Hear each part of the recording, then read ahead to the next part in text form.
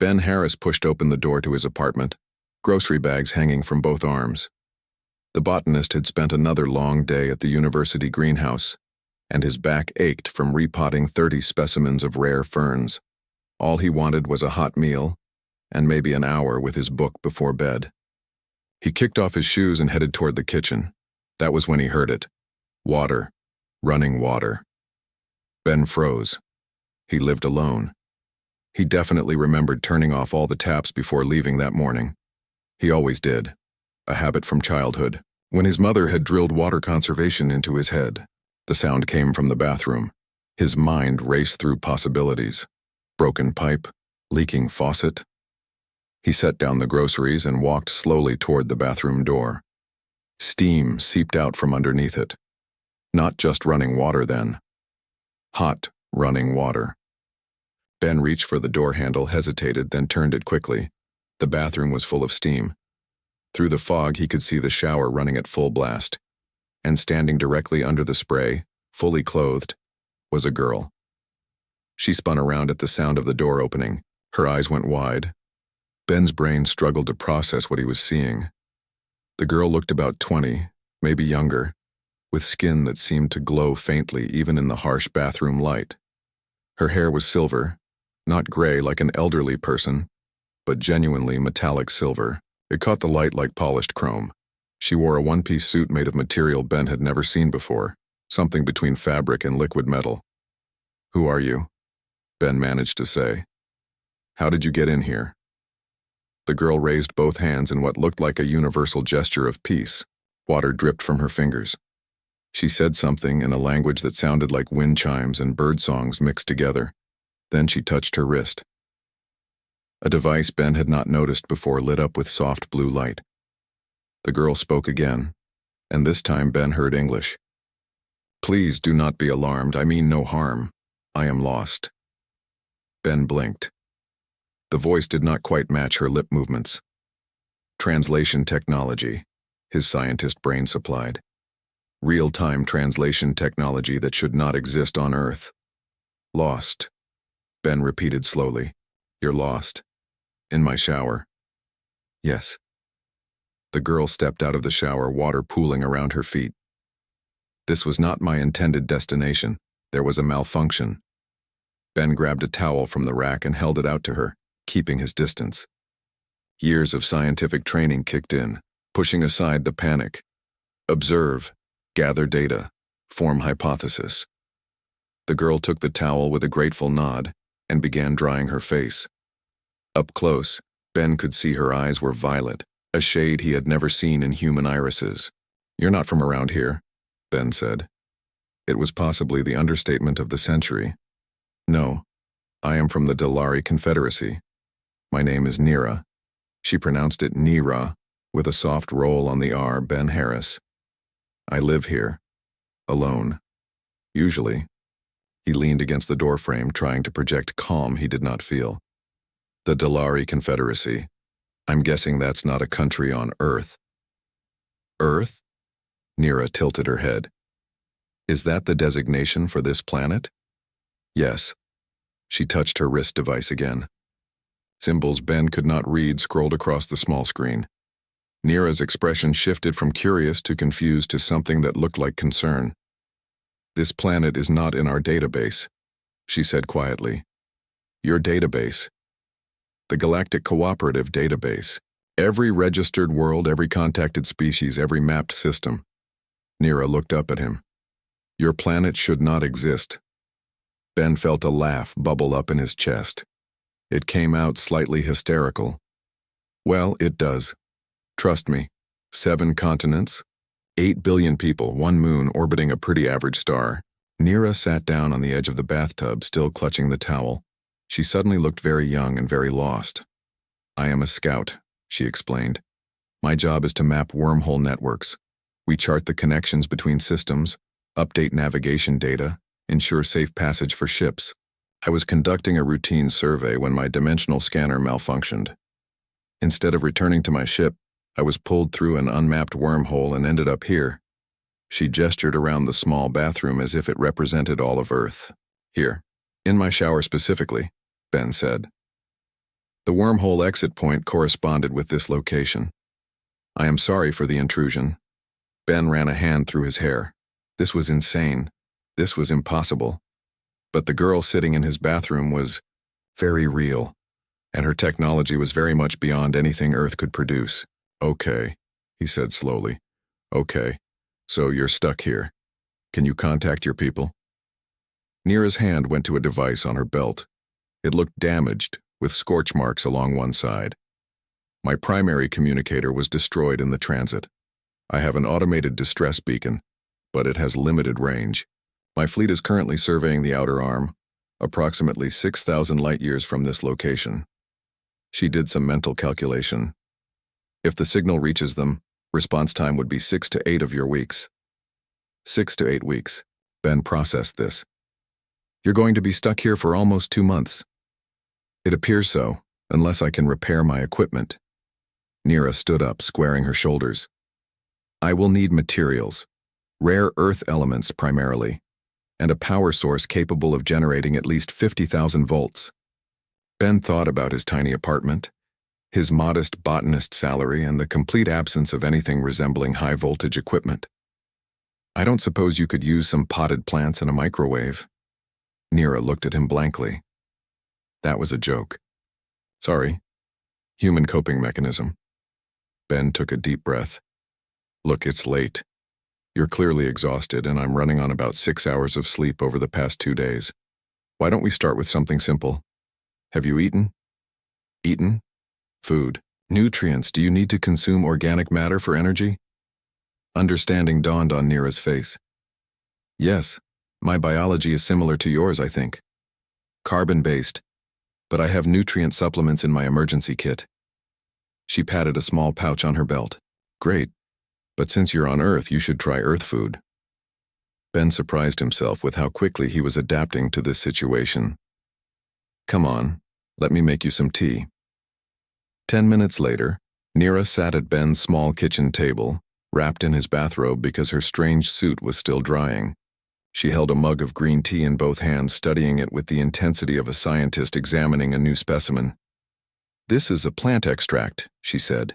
Yes, Camellia sinensis. We dry the leaves and steep them in hot water. For what purpose? It tastes good. It has some caffeine, which is a mild stimulant. Mostly we drink it because we enjoy it. Nira took a careful sip. Her eyes widened slightly.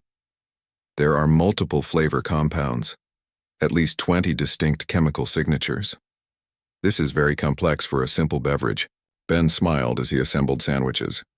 Humans like complexity, especially in food.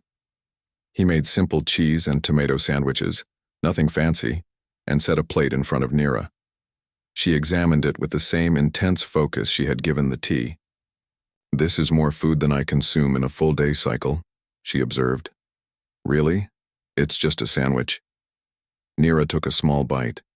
She chewed slowly, her expression cycling through surprise, confusion, and something that might have been pleasure. The taste, she said. It is very strong. Is that bad? No, just different. Our nutrition is optimized. We consume exactly what we need, nothing more. Taste is secondary to efficiency. Ben sat down across from her with his own sandwich. That sounds pretty boring. Boring? Uninteresting. Dull. Don't you enjoy eating? Nira considered this. I have never thought about enjoying it. Eating is a necessary function, like breathing or sleeping. But humans make it more than that. We have restaurants, recipes, passed down through families, entire cultures built around food traditions. Ben gestured with his sandwich. Food isn't just fuel for us, it's art, it's connection, it's comfort. That seems inefficient. Maybe. But it makes life richer. Nira took another bite, chewing more thoughtfully this time. They ate in silence for a while. Ben studied his unexpected guest when he thought she was not looking. Her skin really did have a faint luminescence, like she generated her own light. Her silver hair was drying now, and he could see it had an unusual texture, each strand perfectly uniform. Can I ask you something? Ben said. Yes. What's your world like? Your home? Nira set down her sandwich. Dalari Prime is a constructed world. We built it 4,000 years ago when our original planet's star began to die. It is perfectly balanced, climate-controlled, every system optimized for maximum efficiency and minimal waste. Constructed. You mean artificial? Yes. We have oceans, but they are exact. Forests, but they are planned. Everything has its place and purpose. Nira's voice was neutral, factual. There is no disease, no hunger, no unnecessary suffering. We solved those problems long ago. It sounds like paradise, Ben said. It is efficient, Nira replied, but something in her tone made Ben think she was not entirely convinced. After they ate, Ben showed Nira his spare room. It was more of a storage space than a bedroom, full of plant samples, books, and equipment, but there was a futon buried under the clutter. I know it's not much, Ben said, clearing space, but you're welcome to stay here until your people arrive. I'll help you find the materials you need for repairs. Nira looked at him with an expression he could not quite read. Why are you helping me? I'm a stranger, an alien. You have no obligation. Ben shrugged. You're lost and alone. Where I come from, we help people in trouble. It's just what humans do. This is common behavior? Well, ideally. We're not perfect, but most people try to help when they can. Nira was quiet for a moment. In Dalari society, assistance is given based on efficiency calculations. Resources are allocated where they produce optimal outcomes. Personal choice is less relevant. That sounds lonely. I have never considered it, Nira said slowly, but perhaps you are correct. Ben helped her make up the futon with clean sheets. Nira touched the fabric, feeling its texture. This is cotton, Ben explained. Plant fibers woven together. You use plant materials for many things. Humans have a long relationship with plants. I study them for a living. I'm a botanist. What is a botanist? Someone who studies plants, their biology, ecology, how they grow and reproduce. Nira's face lit up with genuine interest. Your civilization still has specialized researchers?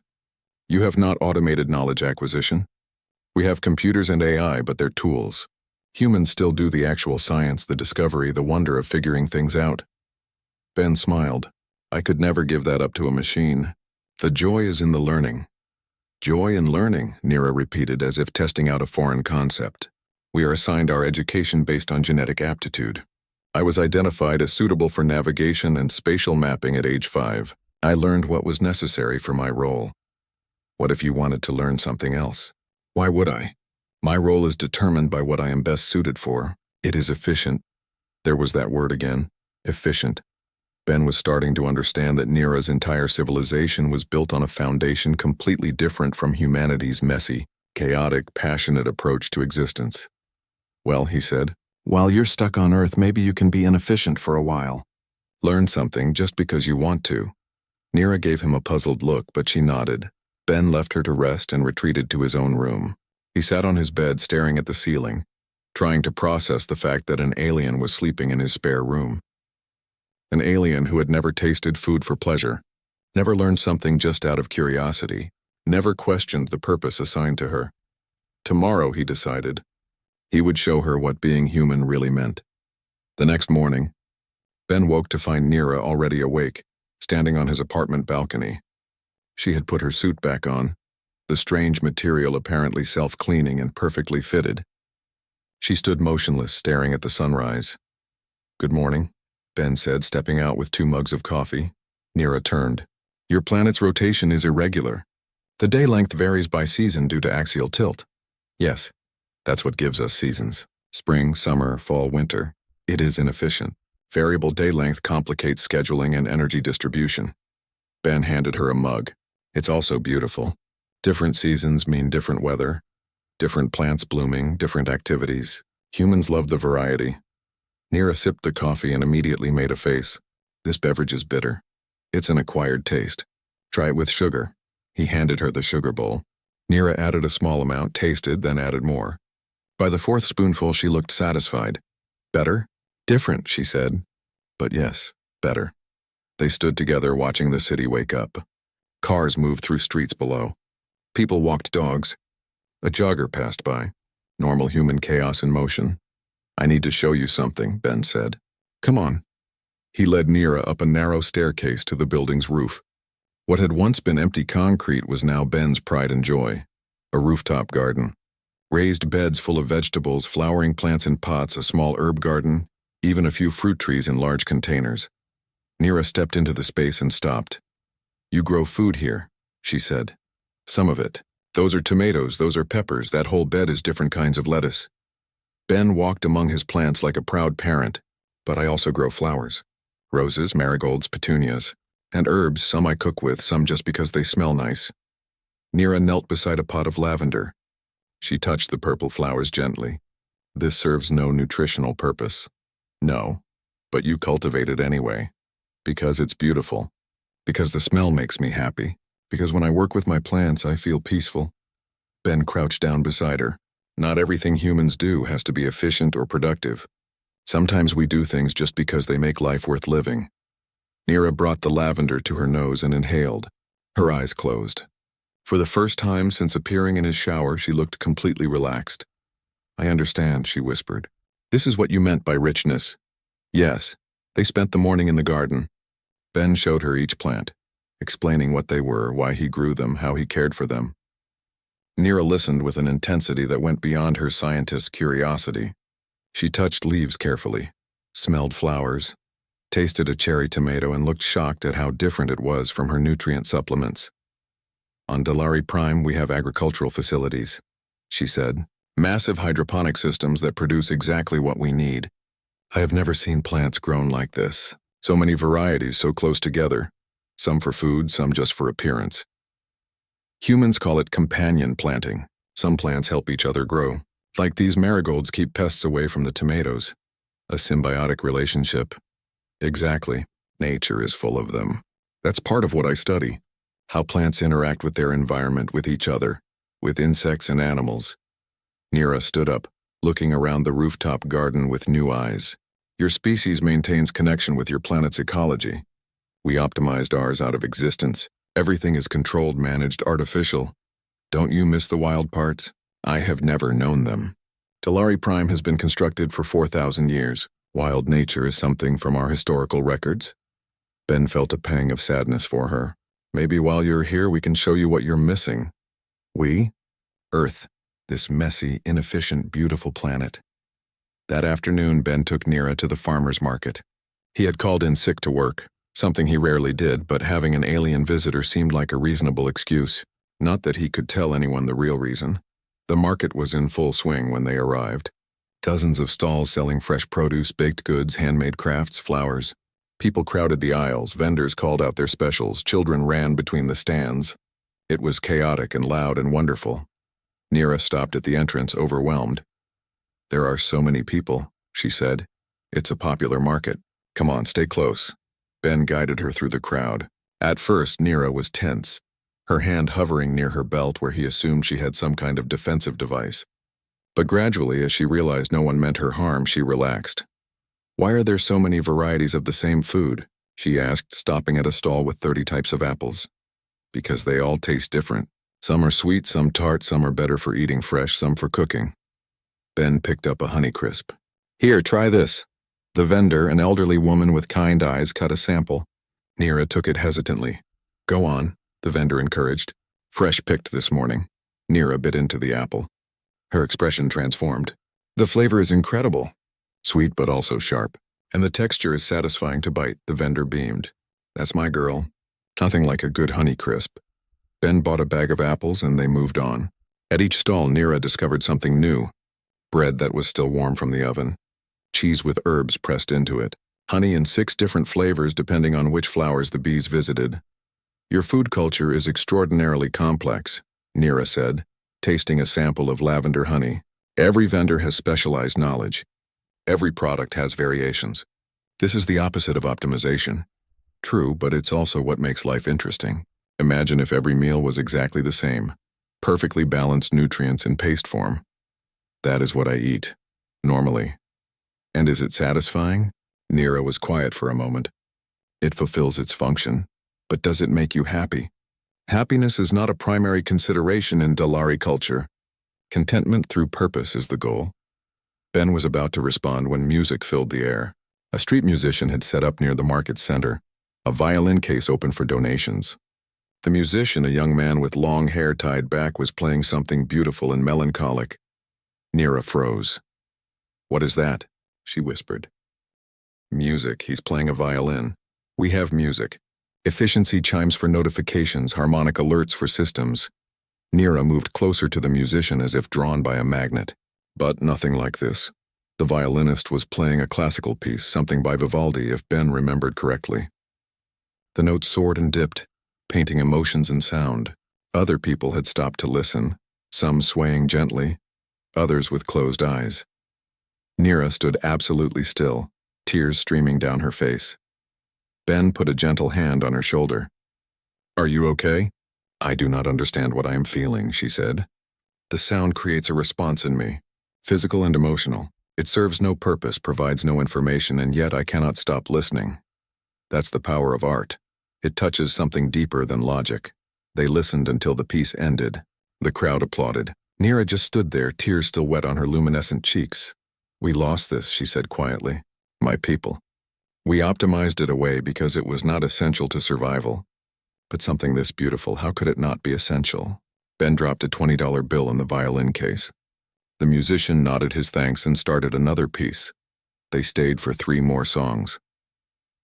Walking back to the apartment, Nira was quiet. Ben carried their purchases, giving her space to process. When they reached his building, she finally spoke. "I need to tell you something," she said. "My people, the Dalari, we are efficient. We are successful. We have eliminated most problems that plague developing species. But we have also eliminated something I did not know was missing until today." "What's that?" "Wonder, joy, the unexpected beauty and inefficiency." Nira looked at the bag of apples. "We have food but not taste. We have sound but not music. We have existence but not life." "It's not too late," Ben said. "You're alive right now. You're experiencing all of this for 6 weeks. Then I return to my ship, my duties, my assigned purpose. Maybe. Or maybe you take some of this with you. Share it with your people." Nira smiled, a sad expression that made her look ancient despite her young face. "I do not think they would understand." That evening, Ben made dinner while Nira watched with fascination. He was making pasta, nothing fancy, just spaghetti with tomato sauce and fresh basil from his rooftop garden. "You are combining multiple ingredients," Nira observed, testing temperatures, adjusting flavors, using tools designed specifically for food preparation. "The time investment is significant, about 45 minutes. But it's worth it." Ben stirred the sauce.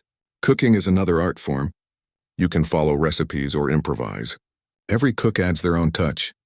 This would be considered extremely inefficient by Dalari standards. Probably, but I'm not Dalari," he grinned. "I'm human. We invented inefficiency and turned it into culture." They ate dinner at the small table. Ben showed Nira how to twirl spaghetti on a fork. She made a mess at first, sauce on her chin, but she laughed. It was the first time Ben had heard her laugh. The sound was like wind chimes, musical and bright. "This is delicious," she said. "The flavors work together. The herbs, the tomatoes, even the salt enhances everything." "Now you're getting it." After dinner, Ben brought out dessert, strawberries with cream. Nira looked at the bright red berries with suspicion. "These are safe for consumption?" "Very safe, and very good." She picked one up, examining it from all angles before taking a small bite. Then a bigger one. Then she ate 3 more in quick succession. "These are amazing," she said, wonder in her voice, sweet and tart simultaneously. "The texture has variation. The seeds add complexity." She looked up at Ben with wide eyes. "Why did you save the best for last?" "It's called dessert. The sweet ending to a meal. We could eat these first, we could, but anticipation is part of the pleasure." Nira ate another strawberry, more slowly this time, savoring it. "I am beginning to understand human philosophy. You delay gratification, you add unnecessary complexity, you invest time in experiences that serve no survival purpose, and I think I have been missing everything important." She looked down at her empty bowl and Ben saw something shift in her expression. A decision forming. "When my ship arrives," Nira said slowly, "I must make a report. I must file Earth's coordinates, classify the planet, recommend whether contact should be established." "What will you recommend?" "I do not know yet." She met his eyes. But I know that humanity is special.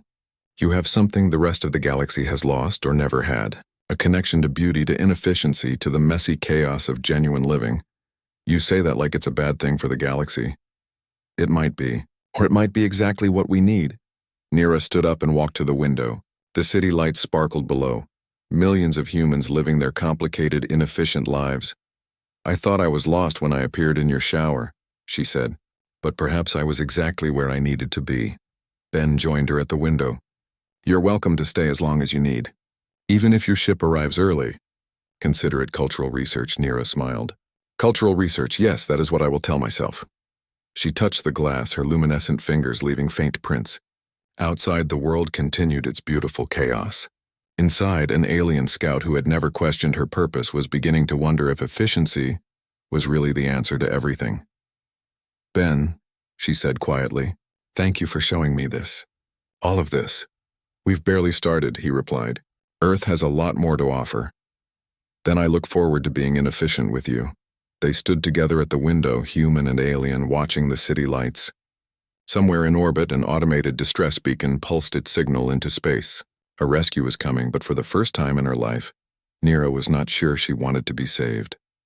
The first week passed like a dream Ben would never have imagined.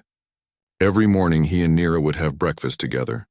Ben introduced her to different foods each day. Pancakes with maple syrup, scrambled eggs with cheese, oatmeal with fresh fruit.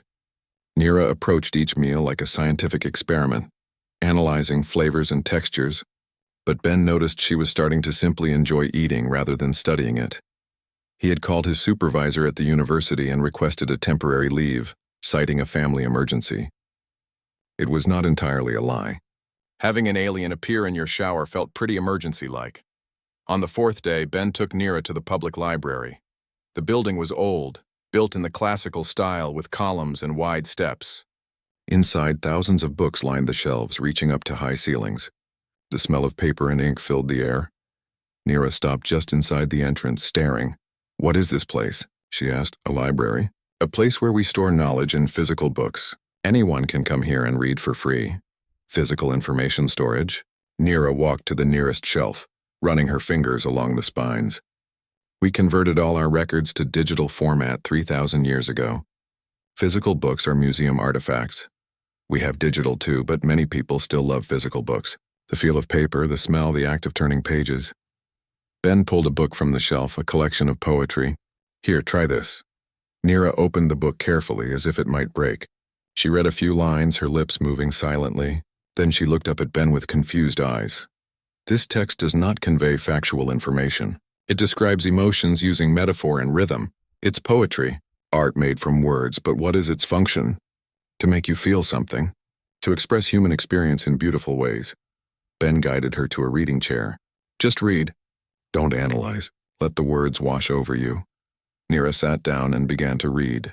Ben browsed nearby shelves, giving her space but keeping watch. After 20 minutes, he glanced over and saw tears on her face again. She was still reading, completely absorbed. When she finally looked up, her expression had changed.